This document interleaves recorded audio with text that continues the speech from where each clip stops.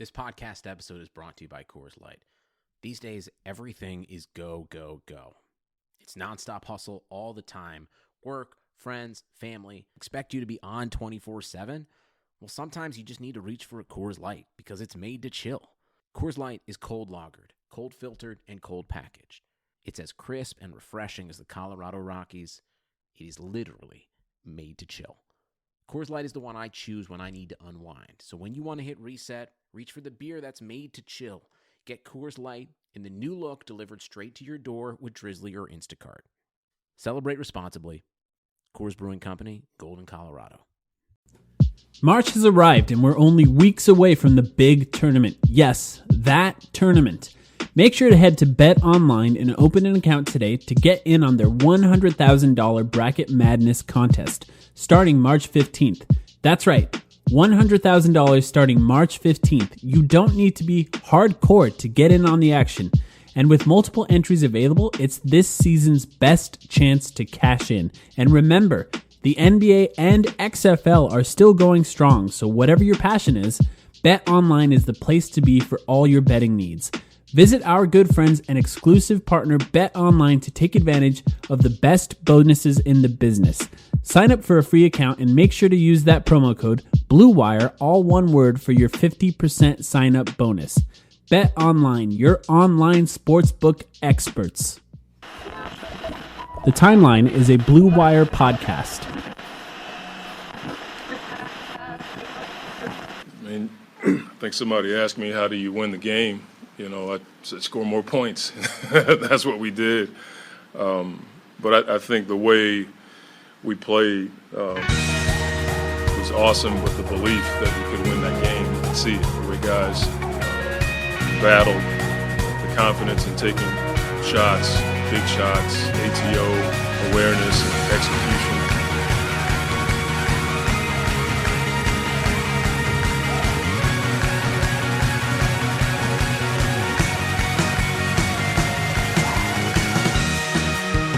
Welcome to the Timeline of Phoenix Suns podcast. We don't have to start this podcast with a chorus of bagpipes, thank God, Sam.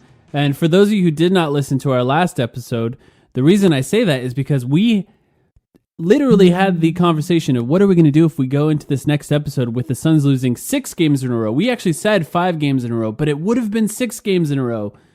But thank God, Aaron Baynes came and really changed our moods this week pretty dramatically. My name is Mike. Of course, I'm here with Sam. Sam, how are you doing?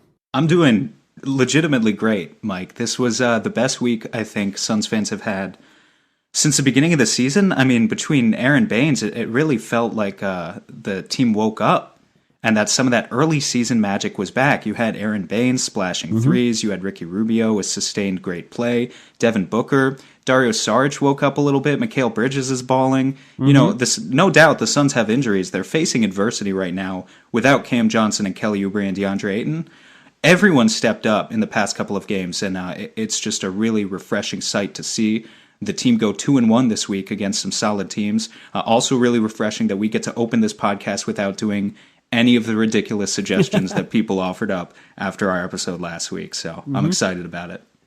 First of all, thank you for everyone giving us those suggestions, but also just thank you to anyone who even listened to that episode, because at that point of the season, the Suns had just lost to basically 2 of the worst teams in the NBA, and then followed that up with the day we released the episode, a player falling on DeAndre Ayton's ankle and injuring DeAndre Ayton's ankle, and he was out for an undetermined amount of time right now. We don't really know how long he's going to be out.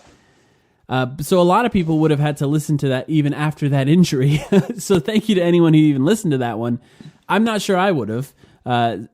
So thanks for the suggestions. It's nice that we didn't have to do any of that. It's nice that we can come on in this episode and actually talk about 2 really fascinating wins. Now, I really thought after those losses against Detroit and Golden State, and then the Ayton ankle injury, once that game ended, I thought, well, this is kind of the low point of the season by a lot, and it's going to be a disaster to record a podcast after this. And all of a sudden, Aaron Baynes had basically the game of his life. against Portland, where he scored, I believe, 37 points and 16 rebounds and 9 3-pointers as a center. It was just completely insane to see that. Now, we should quickly talk about DeAndre Ayton being out. It really sucks. Now, of course, they're playing well in these two games, and I think we're going to spend some time talking about why they're playing well and what's going right. But in no way is this a good thing. It's going to just basically DeAndre Ayton's going to struggle to get to even playing half of this season. It seems like it's just not a lot of games. What do you think about the injury, Sam? Well, the suspension obviously continues to hurt because, it means that's 25 fewer games than he could have played regardless of these injuries. It sucks because, and not just for Ayton, but also for Cam, because development is the name of the game right now. And the Suns are, let's face it, kind of at the point where they're playing spoiler more than they're really chasing an 8th seed. And so you struck magic a little bit a few weeks ago with that starting lineup of Ricky Rubio and Devin Booker and Oubre and Bridges together and then Ayton at the 5. And you wanted to build on that as much as possible and really get some chemistry going into next season. Instead, we're going to end up, and we talked about this last week, with some of those small sample sizes instead. It's unfortunate. For us as fans, it's unfortunate for DeAndre Ayton. It's really presented an opportunity, though, not just the Ayton injury, but also the Oubre injury, for Dario Saric and Aaron Baynes, two guys who are in contract years, to seize the opportunity to wake up a little bit. And I still don't know, based on what Gambo has said, if the Suns really have any interest in bringing those guys back or not. But both of them are definitely present in the moment right now. They're taking advantage of the opportunity that they've been given.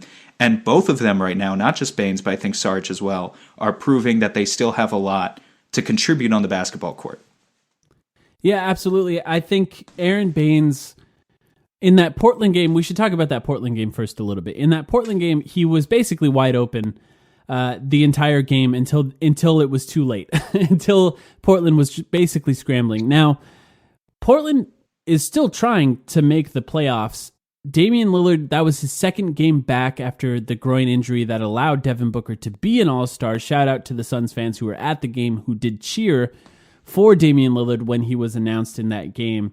Nurkic is still planning on coming back, and they're really struggling to get into that playoff race. So to see all of that fall apart on the back of Aaron Baynes was actually kind of fascinating. It's not like this was a team that, almost like the Suns, where the Suns are not really playing for anything at this point. Just like you said, they're more playing as a spoiler than anything else. This was a team that's still trying to win. This is a team that's still trying to make the playoffs. Their guys are fighting to get back into the games, like Damian Lillard and Nurkic are. And somehow the Suns were able to pull it off against them. It was a really impressive game. Of course, it's easy to talk about Aaron Baynes and what he did in that game.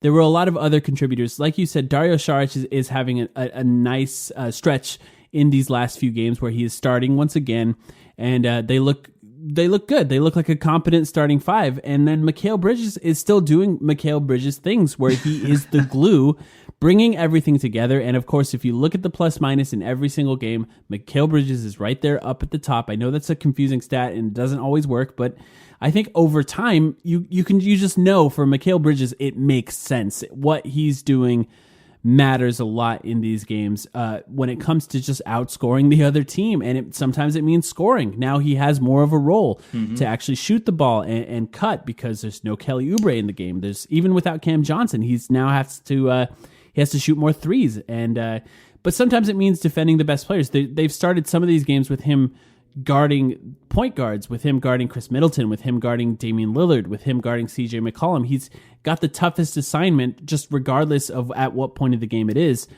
So a fascinating game. What did you think about the Portland game?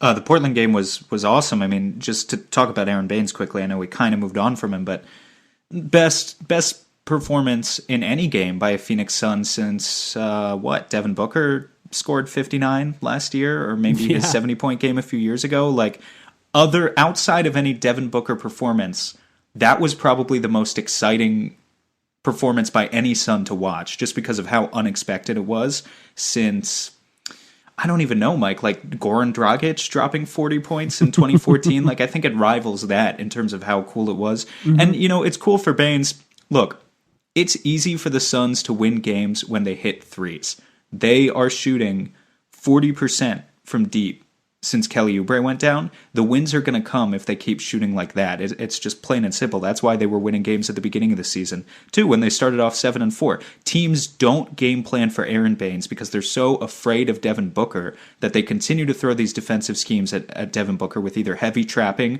or zones that try to force him into particular spots. They don't necessarily trust the shots of guys like Aaron Baynes and Dario Saric, and I can't say I blame them, given that those guys have been shooting in the low 30s for their three-point percentages for most of the season. But every once in a while, Baynes has a phenomenal game like he did in the past 2 games where he makes them pay for that strategy. And it was just so awesome to see splash after splash from Baynes. The step-back 3 that he had over Damian Lillard, obviously the highlight in that one, but all of the relatively simple catch-and-shoot ones too. And I think, beyond that, the difference, and we've talked about this at length this season too, the difference between the Suns in the past few years and the Suns this year is that their shooting has always been streaky. It's been streaky this year and it's been streaky in previous years. But you've got guys this year in Dario Saric and Aaron Baynes who can catch, pump fake, and put the ball on the floor. Mikal Bridges is doing that increasingly now too, that Kelly Oubre is out, and he's kind of assumed this increased role. Frank Kaminsky did it before he got injured.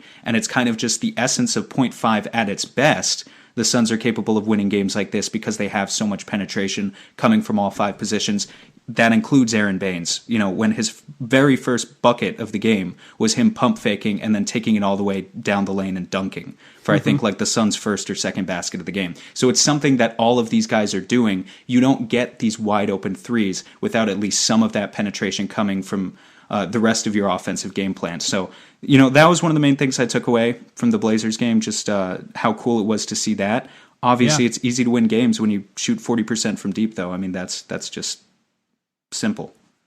Yeah, and I think that it also, once again, underscores how important it is for DeAndre Ayton at some point to start shooting three-pointers. And I'm glad you talked about Dario Saric there, because his pump fake and his drives, that works a lot better when there's nobody else in the lane, when there's nobody else near the basket. And so that can happen 2 ways with the current iteration of the Suns, the team that's playing right now. That can happen either with him at center, which he's playing more time at center, so there's 5 out, and he's able to pump fake and drive, and that gives him opportunities to play make. It gives him opportunities to attack the rim without a lot of help defense. And, he can shoot the mid-range shot. I don't really enjoy it, and he doesn't shoot it a lot, which I think is good. But also, if he's playing with Aaron Baynes just spends a lot of time behind the three-point line because he's a threat behind the three-point line. And that means when he catches it and he pump fakes and he drives, there's just a lot more space once again in those lineups. And, I just found myself thinking, this looks really good, and probably DeAndre Ayton should start shooting three-pointers at some point. I know he said he would this season, but I think there's absolutely no reason for him to not work on that three-point shot this entire offseason and come to the team next season shooting those three-pointers. What do you think? Yeah, shoot threes and dribble. And we've talked about both of those things in the past. Because even once he gets to the point, I want him to be able to do the same exact thing that Baynes does, where he catches at the top of the key, he pump fakes, and then he's not afraid to put the ball on the floor. And then once, the opposition sees a 7'1", 250-pound train coming down the lane, either they'll be so afraid of it that they avoid the contact and he goes for the easy dunk, or they'll collapse in and he'll be able to create other looks for other players. That's how you go from a highly efficient kind of starter, which is what he is now, to an actual superstar who has that potential two-way impact, because no one questions, some people on the national level question, but if you're a Suns fan, I think no one questions that DeAndre Ayton has gotten a lot better at defense this year, and we've been talking for a while about how his defense is probably legit. Next thing for him on offense, honestly, even before the shooting, I'd like to just see him practice that dribbling, and then I think the three-point shooting will naturally come, and he'll be able to turn into more of a Karl Anthony Towns-esque, Joel Embiid-esque offensive superstar. Yeah, I think there's no chance for the three-point shooting to happen this season. I think that ship has sailed. No, yeah. So for me, I'm more looking forward to, he has an entire offseason to work on something. It should be that shot, and then he should come back next season with at least the confidence to shoot it. Now, I don't know how good it's going to look, I'll be honest. I have my doubts sometimes. He shot a pretty good percentage in college, but the shot just looks a little flat, as we've all seen. But as we've talked about many times, even if it's 30% from the 3-point line, that's better than 35% from that mid-range area. And I think it's more effective when you're planning on pump faking and driving. There's a lot more space when you're out further away from the basket. So if he wants to do that, he can. The next game after that Portland game was against the Milwaukee Bucks. Now, the Suns have had some good luck against the Milwaukee Bucks in the past, even when Giannis is playing. And that's usually with DeAndre Ayton actually defending him. DeAndre Ayton out, Giannis out. The Bucks are actually pretty good without Giannis in the lineups. So the Suns still had a game that they would have to play very well to win against the Bucks here at home, where they've played badly throughout the season. And they won. They won again. And it came on the back of, once again, a great performance by Aaron Baynes, who continues to hit threes and get rebounds. I think his rebounding has increased in those last two games than it was earlier in the season, even when they were playing well. And of course, a triple-double by Ricky Rubio, an incredible first half by Devin Booker, where he still continued to play well in the second half, but the first half was just, he was scorching hot. And once again, excellent three-point shooting, which is what it takes for the Suns to beat good teams. What did you think about the Bucks game? Another very good game. I think the reality of the Suns playing offense without DeAndre Ayton and Kelly Oubre means Devin Booker sees so much defensive attention that in order to win games, you really need those other four guys in the starting lineup to basically all step up. And that's, again, why it's been so refreshing to see guys like Baynes and Sarge and Bridges, hit their spot-ups. You need to convert those threes. You need to convert those spot-up opportunities, but also start to drive, not be afraid to seek out contact. And I think all of them have done a good job with that. With Booker, he was phenomenal, but every team is game planning for him at this point. I pointed out on Twitter, two different times this week, once against the Raptors for a stretch and once against the Bucks for a stretch. The defenses were putting him, they were putting themselves into a box and one against Devin Booker, which in case you don't know what that is, it's a form of zone coverage where you've got four guys essentially around the four corners of the paint, and then one guy out on essentially whoever you're trying to stop, the primary scoring option of the opposition. And it's a way where you don't really have a dedicated defender guarding the entry pass to the middle of the paint. So if you've got like a dominant big man or a dominant roll man, it's very easy to break a box in one. But obviously the Suns don't have that without DeAndre Ayton. And you're also not really guarding the corners or the wings very effectively. So it can allow a lot of spot up opportunities. So when teams go into this defensive system, they're essentially banking on the Suns shooters can't shoot. We're going to put all of our attention on Devin Booker. He can't pass to the middle because Aaron Baynes is not the same type of inside presence that DeAndre Ayton is. And generally, they're right about all of those things. So I don't think it's a bad strategy to do that. The Suns have only been able to make them pay because they're continuing to convert on these spot ups, working 0.5, creating opportunities for each other. So I think, Devin Booker has been phenomenal. To be able to see that type of coverage and still pour in 38 points like he did against Milwaukee, that obviously says something about the fact that he's back and the fact that some of the questions we had about him last week were a little bit too soon and premature. And that, he's very capable of closing out the season on a high note. But beyond that, it really just, it takes the whole team to be able to step up to beat a team like the Bucks, even without Giannis. And I'm very proud that the Suns were able to pull it off. Yeah, it turns out that he just got a tattoo and his arm hurt. As we were talking about with Devin Booker, it was just odd. The few games that he played before this stretch, it was odd. He looked a little checked out. And, it could be because he was in pain now, maybe not tattoo related, but he, as we talked about before, his wrist was also wrapped. That seems to be gone. He's once again attacking traps, which is kind of fascinating. But I think what was impressive in both of these games was his passing. I think he was making really smart decisions with the ball, finding open shooters, leading guys to spots, finding mostly shooters. I mean, this is the case where they can play 5 out. I really enjoy watching Devin Booker with a 5-out offense. Not just Devin Booker as well. Ricky Rubio, who we're going to talk more about later. But someone like Ricky Rubio, who doesn't really shoot himself, really benefits from being surrounded by 5 shooters because he's such a creative passer. And I think, especially for both of these games, I think they were laser focused on playing fast And if you have shooters, you're playing fast, that's a recipe to win in today's NBA for the Suns or for any other team. That's how the Warriors won a championship, great shooting and playing really fast.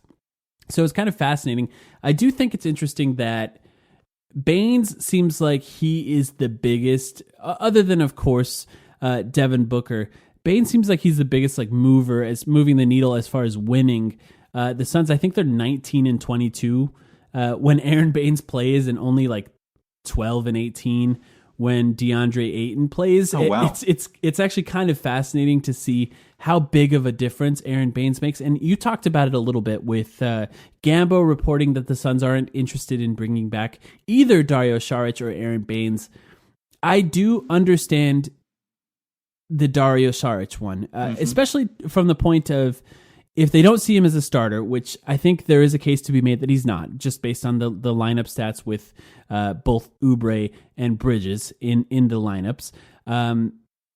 But Aaron Baynes, it's hard to make an argument for not keeping him.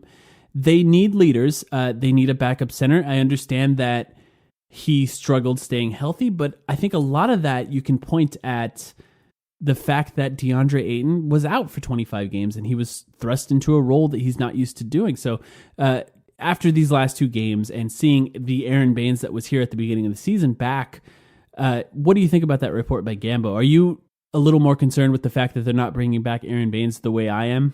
Yeah, no, I'm very concerned. I agree with you 100%. And I think this was one of the moves, especially if, look, the other half of that Aaron Baynes move was acquiring Ty Jerome, right? And that doesn't exactly look like it's paying off right now. I like Ty Jerome. We'll see what he can potentially become, but it hasn't panned out yet. So Aaron Baynes is really what you're hanging your hat on that move if you're James Jones. I think it's a no-brainer to bring him back. And again, Dario Saric, I understand that, because my kind of whole philosophy, without making a whole big deal out of it and getting into an extended free agency conversation, which will come in the upcoming months, but my general philosophy this summer, with how weak of a free agent class it is don't offer long-term extensions, because you want to preserve your cap space for 2021 when you have the opportunity to chase a big fish. However, if someone's willing to take a one-year deal, awesome. And Aaron Baynes, as a 32, 33-year-old veteran, should be willing to hear the Suns out on a one-year contract extension. I'd be more than happy to bring him back as a veteran for another year. Dario Saric is probably the type of guy who's going to be looking for 3 or 4 years, or maybe even just 2. We'll see what kind of value he even has in free agency, given the way he's played this year, but I'd be a little bit more nervous about something like that. Yeah, and I just wonder if they're just assuming that Aaron Baynes is going to try to chase a championship at this point of his career. And that's the other thing, is you have to think about what are realistic goals for the Suns. What we know about this draft class, and we haven't started talking about it yet, but we will soon. What we at least think we know about this draft class is that there's no one coming to save the Suns. Even if they win the lottery somehow and get the number 1 pick, there's no prospect like Zion who can come and save this team in year 1.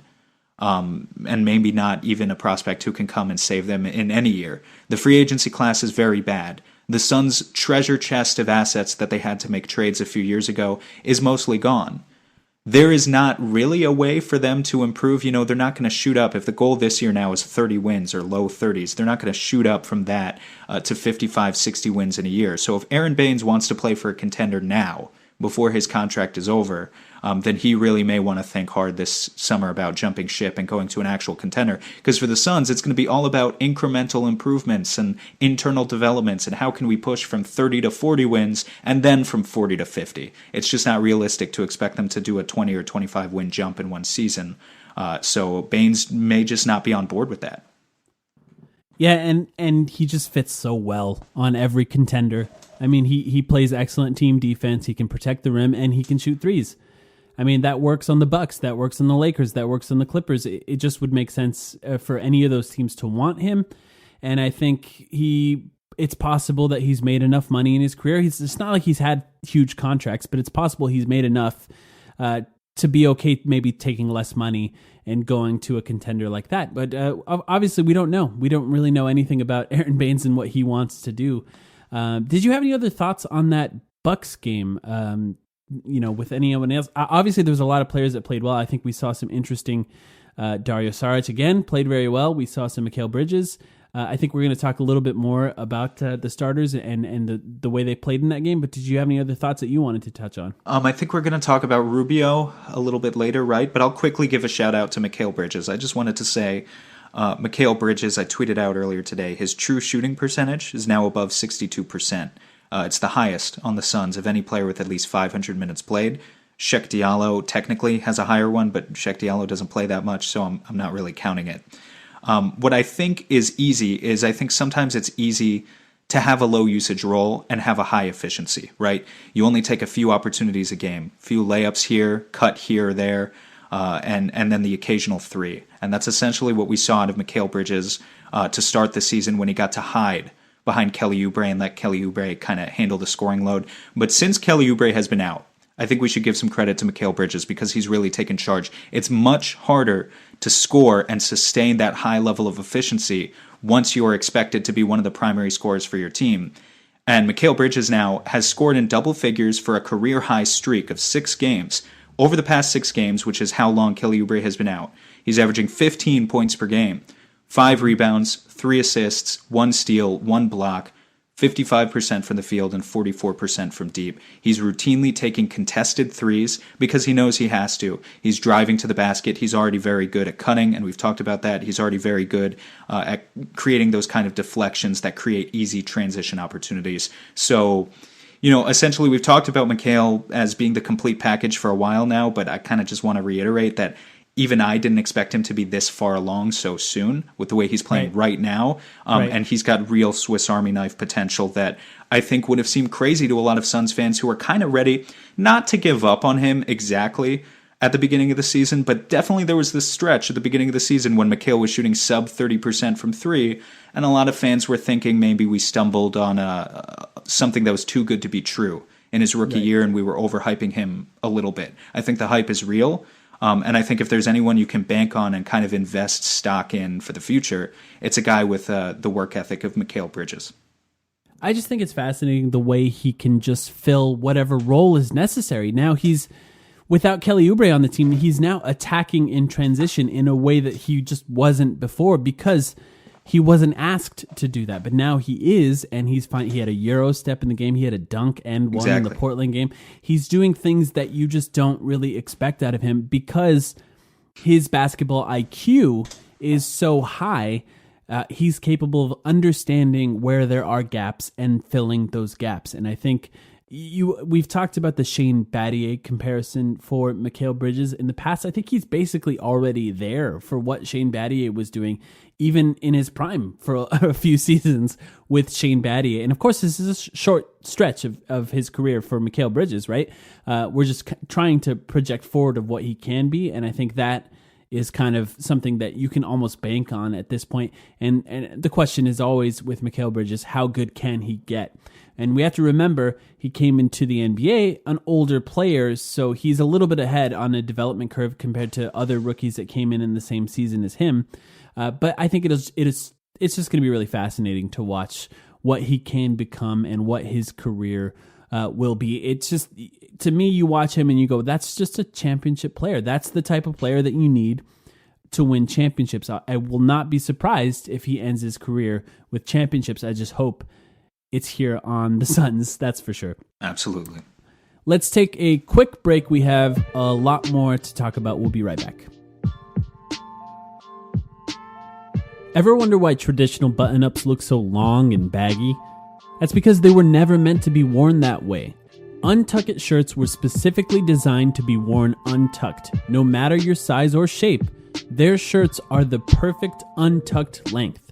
With more than 50 fit combinations, untucked shirts look great on tall, short, slim, and athletic guys of all ages. Don't just take my word for it. Try Untuck It for yourself. Visit untuckit.com and use the code BLUEWIRE for 20% off your first order. They even offer free shipping and returns on all orders in the US. That's untuckit.com and promo code BLUEWIRE for 20% off your first order. This week in Suns history. On March 14th, 2007, the Suns and the Mavericks faced off in one of the most memorable regular season games of all time. This game had all the narratives covered. At the time, the Mavericks had won the most games in the NBA and were on a record-setting pace at 52-10. The Suns, however, were not far behind. They had the second best record in the NBA at 49-14. In addition to having the two best teams, this game also featured the top two MVP candidates, former teammates and still best friends, Steve Nash and Dirk Nowitzki. Steve had won MVP in the previous 2 seasons, while Dirk was the frontrunner to win this year. The hype going into this game was enormous, and it did not disappoint. This game was close most of the way, but Dirk powered his team to a 7-point lead with less than a minute to go. What happened in the final minute was incredible.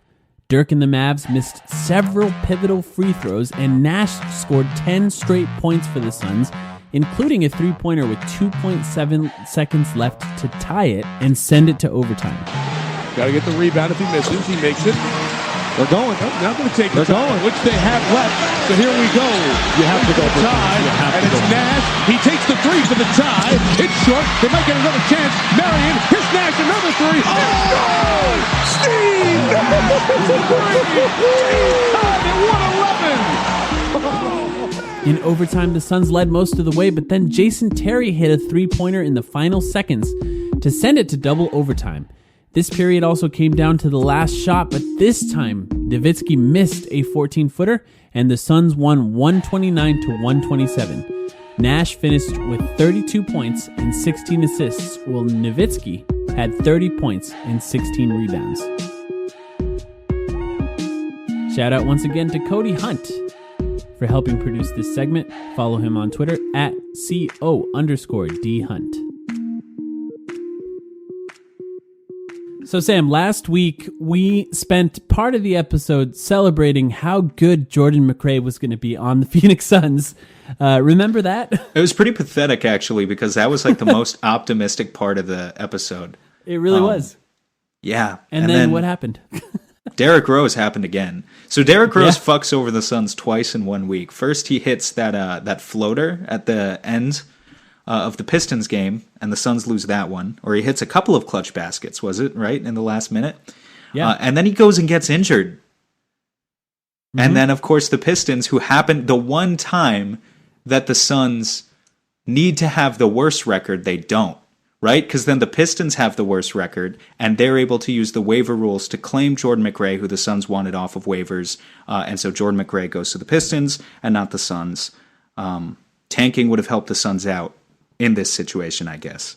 But look, it's just Jordan McRae. It's not a big deal. You could argue that it was already too late for him to make a huge difference for the Suns season anyway, especially given that if we knew what we know now, right, which is that Ayton would get injured and Cam Johnson would get injured and all that. But it just would have been nice to have a self-creator off the bench who can score like he can.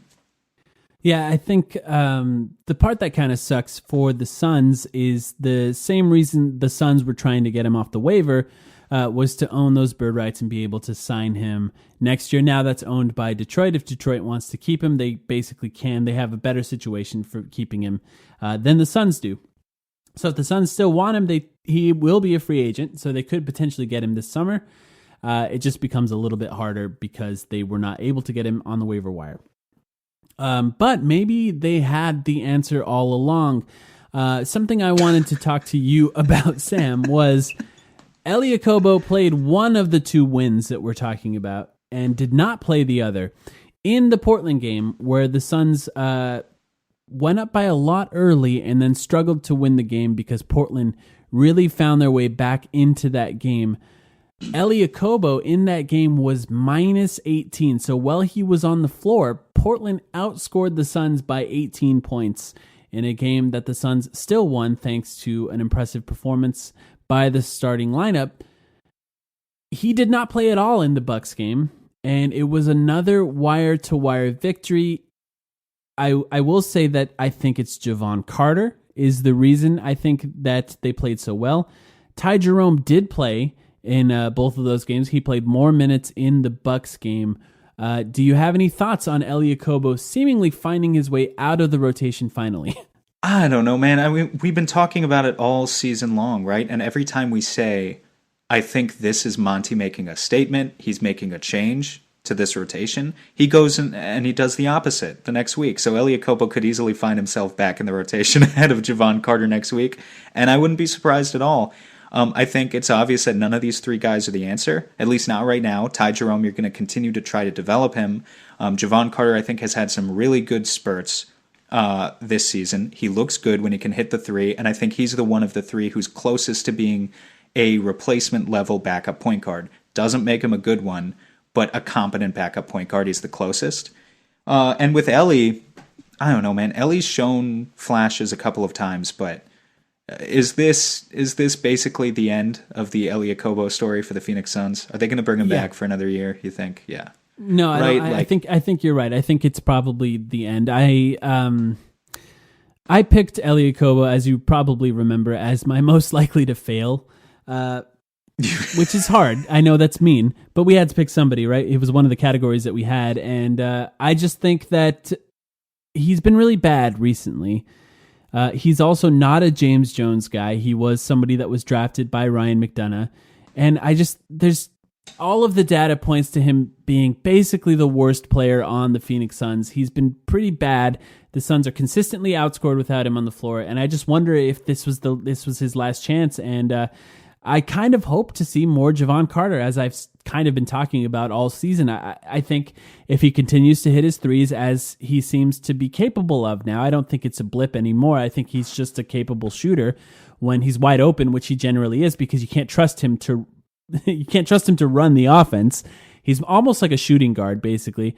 He just stands in the corner. He can hit those threes, especially now that Devin Booker has that really cool like post tap pass where he's just kind of tapping it out to the shooter. I mean, Javon Carter can now hit that. Elie Okobo, you can't be confident he's going to make the right decision in those scenarios. So I think you might be right. I think it might be the end of the Elie Okobo era. Maybe he'll be traded. I'm not sure what his contract situation looks like, but I don't know if we'll see him again. Did we accept it? I don't even know. I should have looked it up. He probably has a team option for next year that was already accepted. So he's probably got one more year. But it's funny, you said you prefer watching Javon Carter. Like, isn't that obvious? Is there anyone who doesn't prefer watching Javon Carter to Elie Okobo? Even if Javon Carter is missing his threes, the defensive intensity, it's amazing to watch out of that guy. I mean, that's his calling card. What does Elie really bring to the table?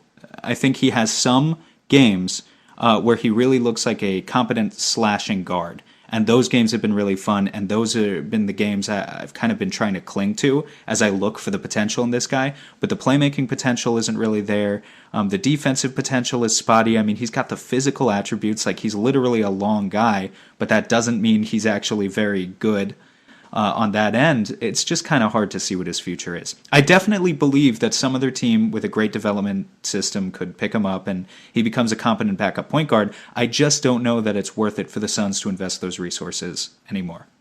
Right. I think no matter what, even if the Suns keep both Elie Okobo and Javon Carter on the roster next season, clearly they're going to look for some sort of better solution at that guard position next season.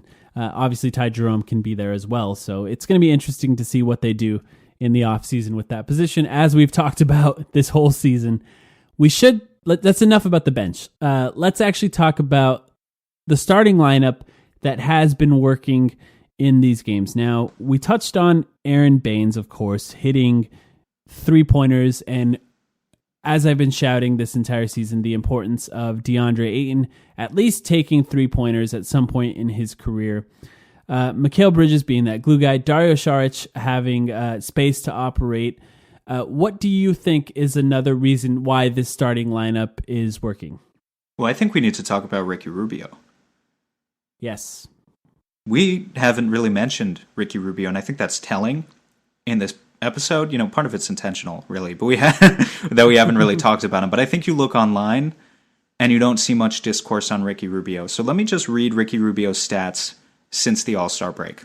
He's averaging, this is approximate, but 16 points per game, 6 rebounds, 11 assists, 2.5 steals, less than 3 turnovers, on 47% from the field, 38% from deep, and 89% from the free throw line. It's absurdly good. It's like prime Steve Nash mixed with like prime Rajon Rondo to get the steal numbers and the rebound numbers, you know? Like what Ricky Rubio is doing right now, we need to take notice. And why I think it's important is because I first noticed this the other day with the Portland game. Every single starter made a contribution. Every single starter from the box score alone, you look at those stats, had a good game. Except then you go to the rightmost column of the box score, you look at plus minus. Ricky Rubio was a plus 32 in that game. Devin Booker, who he started next to, and who also had a very good game, was a minus 3. Obviously, that says a lot about the strength of the Suns' backup guards when you have that sort of major discrepancy between those two statistics, because it shows how the Suns, every time Ricky Rubio leaves the floor, when they try to put anyone else next to Devin Booker, they essentially blow the lead. But I do think it's worth talking about. If you look at the net rating stats right now, and consistently throughout the season, there is no better combo for the Suns, statistically, than Ricky Rubio and Devin Booker together. And I looked it up. This is all data courtesy of the Basketball Index, our friends over there. When Ricky Rubio and Devin Booker play together and are on the court at the same time, the Suns this season have a net rating of plus 7.5 points per 100 possessions.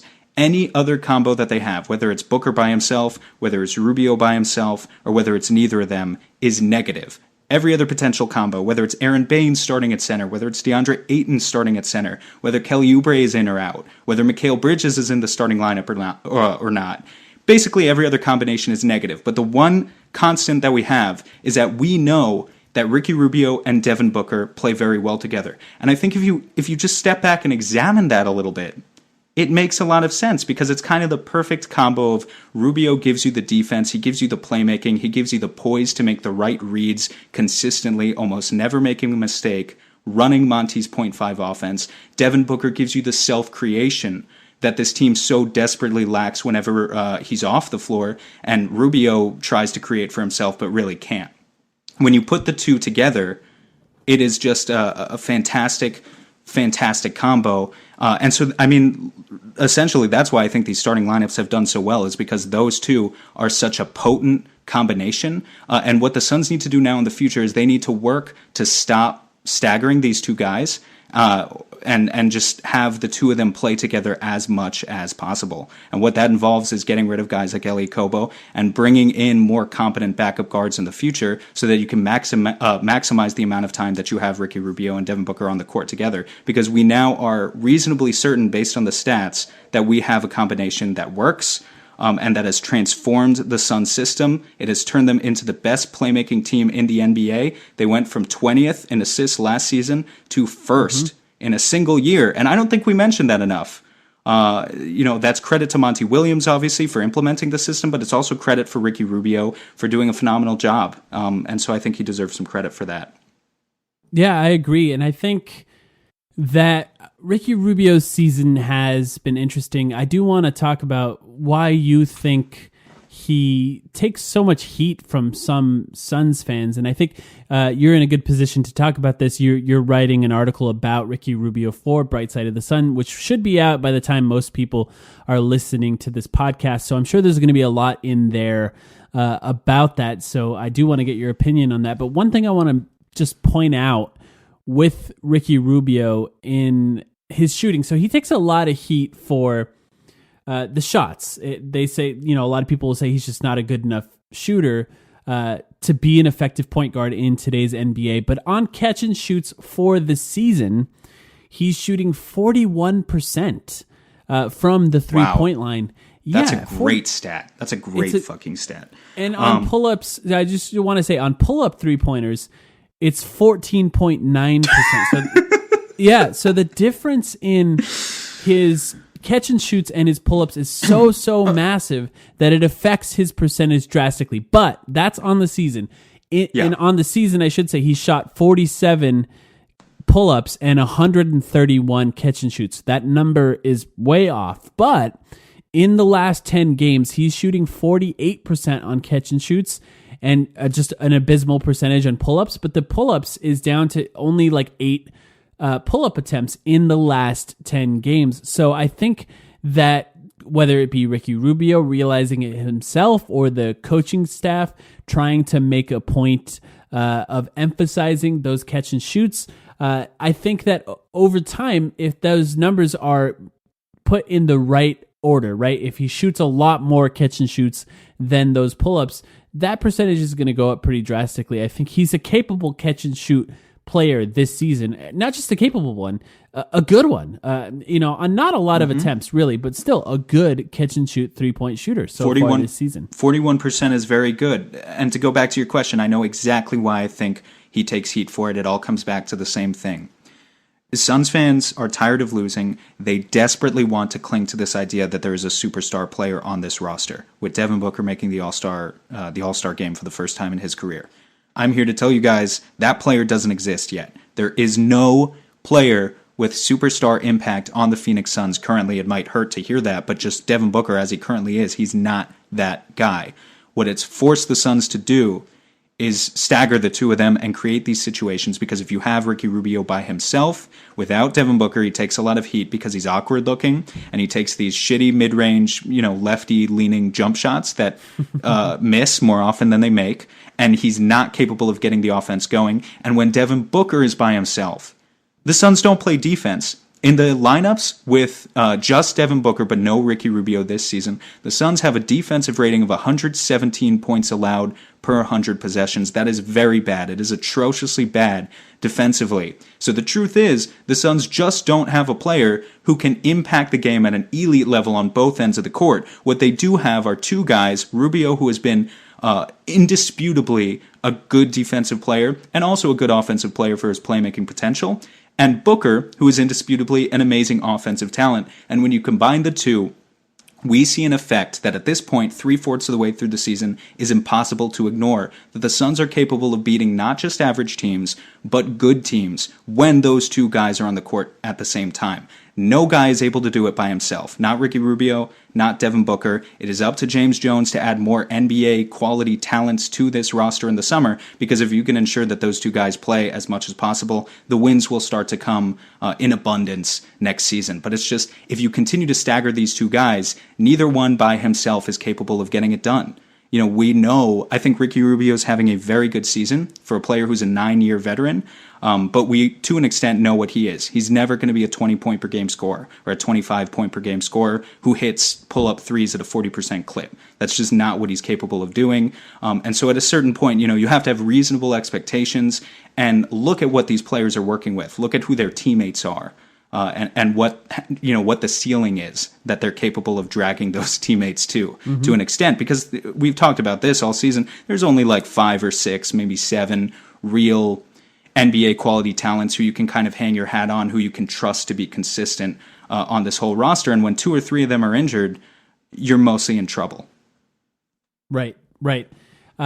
I do want to give you a chance to just talk a little bit about the article that you're writing. I think the conceit of the article is an interesting article, and of course I want people to go and read it, but what exactly is it about? Yeah, no, I mean, I've just been regurgitating points from the article already, because I know I'll be honest with you, there's not like a huge crossover, I think, between people who listen to this podcast and people who listen to, read Brightside. It's a bit of a different crowd. Credit to you if you do both. But it's just about, I think we've arrived at a point where all of the on-off data is showing that the Suns are always at their best when Ricky Rubio is on the court. And the differentials in how the Suns play with Ricky Rubio on the court versus Ricky Rubio off the court consistently are the best among any player on the team. I think it's getting to a point where we can argue Ricky Rubio is not the most talented player on the Suns. If you put him in a one-on-one contest between him and Devin Booker, he's going to get cooked. And you can't plan your offense around him. He's never going to be the focal point exactly of your offense. But because of how he's raised the ceilings of those around him, because of the difference that he's made in giving the Suns those amazing on-off differentials, because of the way that he spreads the ball around, spreads the love to all of his teammates, you could argue, I think, that he's been the MVP of the Suns this season. When I mentioned before about the Suns going 20th in assists to first in a single season, that wasn't really Devin Booker. I think Devin Booker's made some improvements in the way that he makes reads now. I think he's more capable of making even more difficult reads. But Ricky Rubio is the guy who's transformed the entire system. He's the guy who's made point 5 possible. He's given the Suns an identity. Because last season, the Suns weren't elite at anything. They sucked at spot-up shooting. They sucked at passing. They sucked at isolation scoring. They obviously sucked at defense. And this season, they suck at a lot of shit, too. We still want them to convert on more wide-open threes than they actually hit. But they're elite at one thing, and that is playmaking, and that is thanks to Ricky Rubio. So if you're looking at an actual MVP who has come in and has transformed the Suns the most this season, I think there's a very, very good case that it's Ricky Rubio. It's not Devin Booker. And I think more Suns fans should at least, you don't necessarily have to agree with me. I don't expect most people to agree with me on that. But I think you should at least think about it and think about the actual impact that Rubio has had on the Suns this season and how it would hurt a lot to not have that type of player running the show for you at the point guard position. Yep, I agree with that, and I'm looking forward to reading that. The Suns' schedule coming up is actually really interesting, something you and I were talking about. Something like over the next 9 days, there's 2 games. Is that right? Yeah, 2 games. Yeah, 2 games in the next week and a half. Yeah, we're recording this on Monday night. They're both on the road. By the way, I think there's 10 games the rest of this month. 8 of them are on the road. So hopefully the Suns will continue to be a better team on the road than they have been at home if you want more wins this season. The next game is, for most of you, it's today, which is Tuesday, at Portland. And then there's at Dallas on Saturday. Do you have any thoughts on either of those games? Not particularly. I mean, do we think that Portland is going to game plan for Aaron Baynes this time, or are they just going to try and bank on him, dare him to do it again, right? That's the prevailing question as we head into Portland. I can say if they dare him to do it again and he does, that's only going to last one quarter. I think they're not going to allow him to get close to 10 threes. Like, he had a legitimate chance of making 10 3-pointers in that game. So I can't imagine they're going to allow him to go off in that same way. It will be interesting to see how that game goes. Nurkic will not be back yet. I just think looking forward, without Cam Johnson, by the way, who has mono. We haven't really mentioned that. That's his injury, if you will. He's sick. That can take you out for a few weeks, though. Yeah, they're expecting, I think they said they're going to reevaluate him in 2 weeks, which is not a ton of games, but it's still some games at this point of the season. Frank Kaminsky, also update on him. He's not going to be back for the rest of the season, so he's just out. No Frank Kaminsky. And then there's no real update on DeAndre Ayton. He's not playing at Portland. We know that so far, and we don't know when he's coming back after that.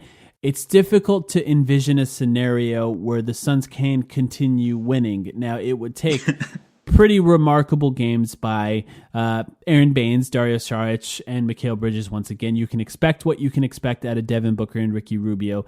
It's up to everyone else to hit their shots. So I think for both of those games, if they do hit shots, they have a chance to win. If they don't, it's going to be hard. Yeah, we can't really offer any more in-depth analysis than that, right? Need to hit shots to win these games, because that's what the Suns system is creating, and that's what opponents even want the Suns to do right now. As I mentioned, box and one early on in the episode, when you do that to another player, like, we rarely see that at the NBA level, because most teams know that other teams can beat that system if they have competent basketball players. That's Toronto, Nick Nurse, and Milwaukee, Mike Budenholzer, 2 of the top coaches in the NBA, banking on the fact that the Suns don't have enough competent basketball players to win the game. Mm-hmm. That should tell you something about how other coaches feel about the Phoenix Suns right now. They don't trust Aaron Baynes and Dario Saric and Javon Carter. So hopefully those guys play with a chip on their shoulder, because that's what it's going to take to win some of these games. Yep, that's right. We'll be back after that Dallas game. And we'll preview the next games. Of course, hopefully we'll talk about at least one win. There's only 2 games here, so hopefully we'll at least be talking about one win. Do you have anything else you'd like to say to the people before we end this one, Sam? That is it. I am very glad that you listened to this episode. And if you listened to the last episode as well, I'm glad that I don't have to eat ghost chili pepper. All right. Thanks, everyone, for listening. I was never going to do that.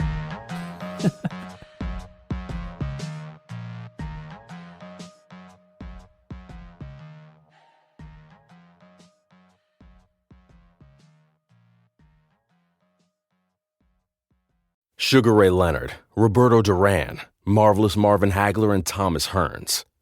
Legends, whose four-way rivalry defined one of the greatest eras in boxing history. Relive their decade of dominance in the new Showtime sports documentary, The Kings, a 4-part series premiering Sunday, June 6th, only on Showtime.